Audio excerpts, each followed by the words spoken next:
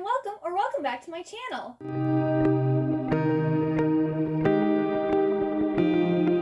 So today is going to be the start of the dedicated spoiler-filled reading vlog for The Girl He Used to Know by Tracey Garvis Graves. This was the September book club pick for Happily Ever Afters, and super excited to dive on in and read this book. This is an addictive, hopelessly romantic novel about the power of fate and unconditional love. It starts off in university and then it switches to a decade later. And it's like the love story between Annika Rose and Jonathan Hoffman. And Jonathan apparently falls in love with Annika over a game of chess. So it's kind of like their second chance romance. And it sounds so good. I'm so excited. So I'm going to get reading and I will check in with you either when I don't know if I'll do a quarter or a halfway through. I'll check in and give you more of a synopsis and tell you more what's going on in the story. Hi y'all and happy Monday. Yes, I'm wearing the same clothes as yesterday. I am being a bum. I literally rolled out of bed this morning, logged into work, worked my 8 hours, and now I'm ready to get back to reading. But last night I was able to read 121 pages and then I just read another 15, so I'm on page 134 right now. And I am really liking this. So what this is about, we have Annika and Jonathan.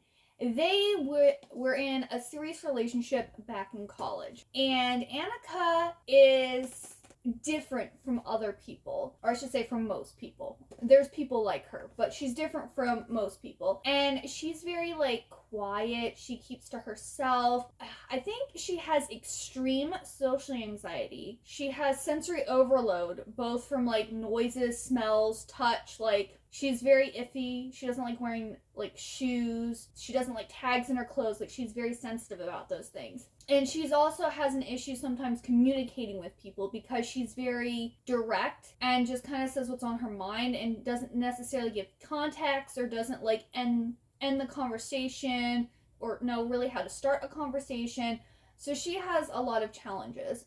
So she doesn't really have many friends. She doesn't know really what to do with people of the opposite sex. She's very naive. And she makes comments about how people treat her as if she's stupid or like a child because she doesn't always comprehend what's expected of her type of thing. But she's not. She's very intelligent. But she is an English major and she eventually I think she ends up getting her master's in library science. And her dream is to be a librarian. She just wants to be surrounded by books. She loves chess and she loves books. And so I'm really connecting with Annika because I too got my English degree and then went and got my master's in library and information science because I wanted to be surrounded by books. That didn't happen, but I have a booktube channel and I read tons of books. So, you can't have it all. I also have an issue with communicating sometimes, or I just don't feel like I fit in or belong.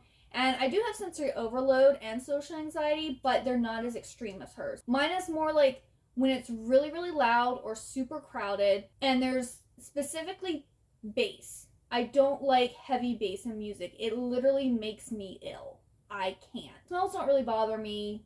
And I don't really like to wear shoes either, or socks. If I'm at home, I don't have anything on my feet. But I don't know. I don't think that's necessarily a sensory thing. It's just I feel more comfortable without shoes on. And then also sometimes I'm also very direct.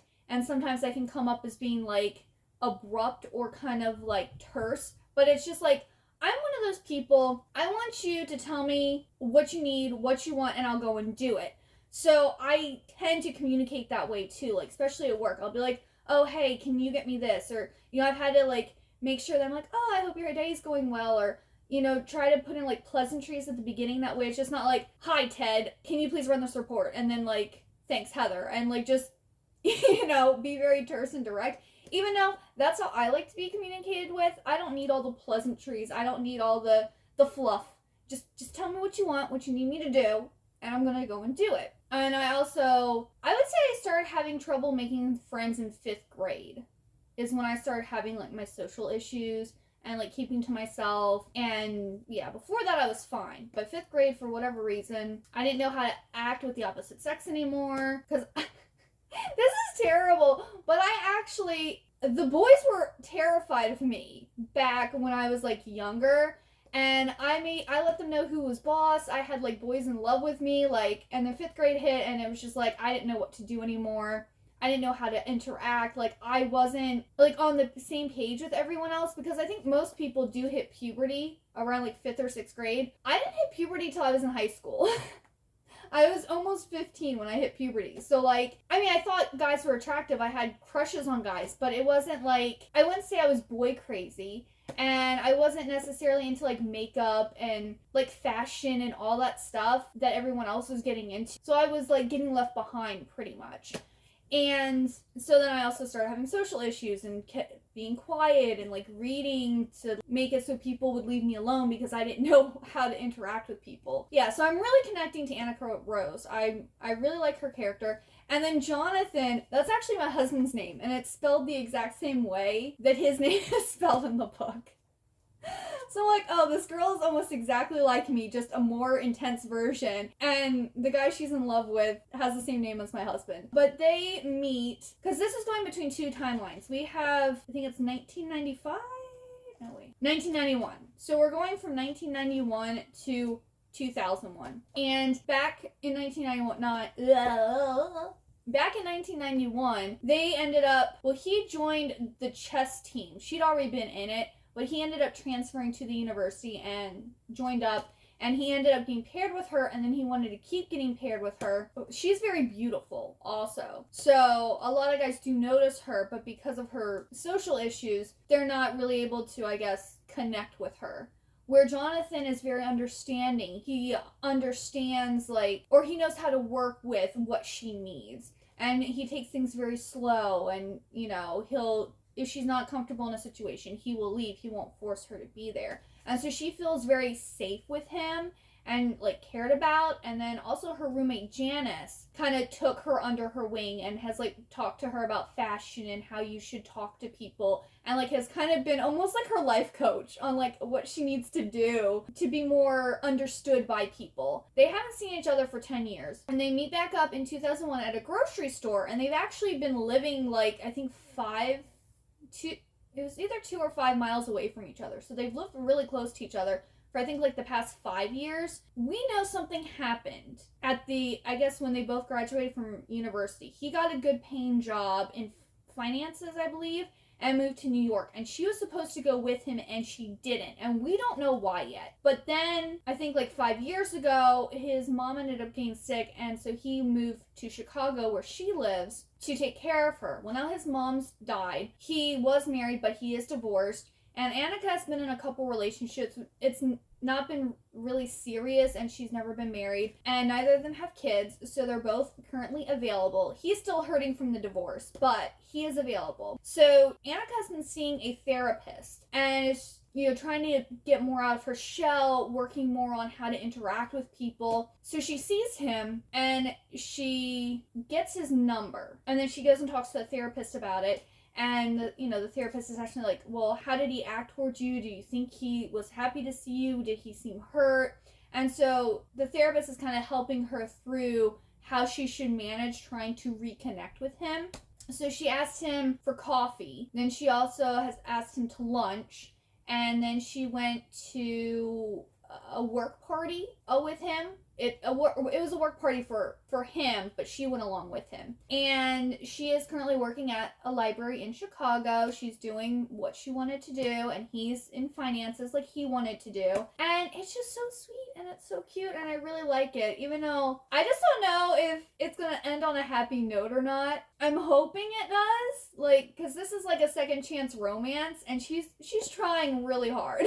She is. So I hope it turns out for the best, but I'm not really sure. I just finished, though, where they had sex for the first time. And apparently she doesn't really like cuddling. But he was very understanding and patient and took things slow, and she really appreciated that. And so she's cuddling with him even though she doesn't actually enjoy it. I guess she doesn't really like the feel of being like trapped type of thing. Which, totally understand that, because I love cuddling with my husband, but I can't actually go to sleep if he like has his arms all around me, because I'm just like, I need to spread out. Like, honestly, I really want a king-size bed, but he doesn't, because he does like to cuddle. But I, like, need space when I'm sleeping. Like, I need to be free. And then, like, We have I think it's a double. I'm pretty sure we have a double. We agreed we could get a queen. I prefer a king. But, like, if my husband's on his side of the bed and then Charlie, our cat, one of our cats, is at the foot or on my pillow, it's just like, I feel like I'm confined. I understand needing more space and room to move around when you're trying to sleep. But yeah, I am really, really liking this so far, and I would like to finish it tonight. But if I don't finish it tonight, I'll definitely finish it tomorrow, because I think I have a little more than half of the book left. Because it's only 291 pages. So I have like 150 some pages left. I might be able to do it tonight. We will see. I'm really liking it, so I'm going to get back to it. Alright everyone, I have finished The Girl He Used to Know by Tracey Garvis Graves. And I gave this 4 stars. Let's talk about the rest of the book. So we finally find out what kind of caused their breakup. It was more of a gradual separation, but Annika decides to go on birth control. And she apparently forgot a few times to take it regularly. So she ends up with a fallopian pregnancy. And she's like rushed to the hospital. Of course, they have to remove the baby because a baby can't survive in the fallopian tube. And so she gets like really depressed, and she is really hard on herself because she basically blames herself for the death of the baby. She wasn't ready to have kids, but at the same time, she's very sensitive about, you know, children and animals and stuff like that. And so the fact that her and Jonathan made a baby but it died, it really like grates on her. She gets depressed and she thinks about suicide, and Jonathan ends up moving to New York. He gets a job, he finds an apartment, and he keeps on like, oh, you know, I can't wait till you move here, I can't wait till you join me. And she kind of leads him to believe that she's eventually gonna come, but she ends up getting an apartment by herself. She starts her master's degree. She like sets up a routine for like what she needs to do, and she kind of wants to have that independence to try to do things for herself instead of always having kind of like an advocate or someone else doing things for her. She wants to prove that she can take care of herself and she doesn't need someone else. Eventually, Jonathan ends up calling her and telling her, I've met someone else. And that's kind of how their relationship ends. There's not really a breakup. It's more of a, she doesn't hold up to her side and he gets lonely, so they part ways. So in present day, that was in the past. In present day, in 2001, she ends up going for a diagnosis to find out about why she is the way she is. And she finds out that she is on the spectrum, the autism spectrum. And I think that she also has generalized anxiety disorder, or she has some type of anxiety disorder, which that's obvious from reading the book. And so, you know, they kind of are now trying to help her so that she can manage, you know, her thoughts and her feelings and things better, so that she, can live more normally, if you want to call it that. And then her and Jonathan are kind of now together, but they haven't made anything official. And then this is it takes place in 2001, so I guess I should have expected this, but it didn't really click until it was happening. But kind of the big climatic event in this book is 9/11. So Jonathan is in financials and he's with this banking company. Well, on 9/11 they have this big event in New York, big meeting or something like that, and they're in the South Tower. I think she's eating lunch or something and is told that they need to watch TV because something is happening. And as soon as that happened, I was just like, oh no, what's the date again? Because they actually do have the dates in the chapters, but like I generally tend to skim dates, but in this case the date was important. So I was like, oh my goodness, oh no. They talk about like the first plane hitting the North Tower, and then she calls him and she goes, you need to get out of the building. And he goes, oh no, we were told to stay here. She goes, I don't care what they told you. You need to get out of the building. So he's like, okay. So he tries to get people out of the building. And then of course the South Tower gets hit. And then, you know, utter chaos happens. And then I didn't know this, but apparently on 9/11, people in the South Tower were told to remain in the building. And some people who had left were forced to go back into the building. Like, they were talking about this, and I was telling my husband, he goes, no, there's no way, So I actually went and Googled it and was looking up some stuff. And yes, the people in the South Tower were told to go back into the building. Something about falling debris, or they could get injured or something like that. So more people died on 9/11 because they were told to remain in the building than was necessary, which I think is utterly ridiculous. If the building next door is on fire, you leave the building. Not only that, but no one knows what's going on. So why are you going to remain somewhere where you don't know what's happening? Like, that just doesn't make any sense at all. Of course, she's freaked out. She doesn't know what's going on. While he was on the phone with her, she lost connection with him, and she hasn't heard back from him. So she's freaking out. Of course, I'm sure the reader at this point is freaking out. Because while this is a, like, romance novel, I didn't know how it was going to end. Like, I didn't know if this was going to be a happy ending or not. So I was on pins and needles while reading the end of this book. Because I'm like, is the author going to be nice, or are they not? I was just like, ugh. So they eventually hear that he was on the list of people who left the building, which is not true, because his boss, who is one of the people telling them to stay, made it out. I don't know how he made it out. Well, actually I do. Something happened and someone was having an anxiety attack, and I think Jonathan went back to help that person or something like that. So he had gone down, but then he went back up to help someone. But she decides that she is going to drive to New York and try and find him. Now, she can't really drive.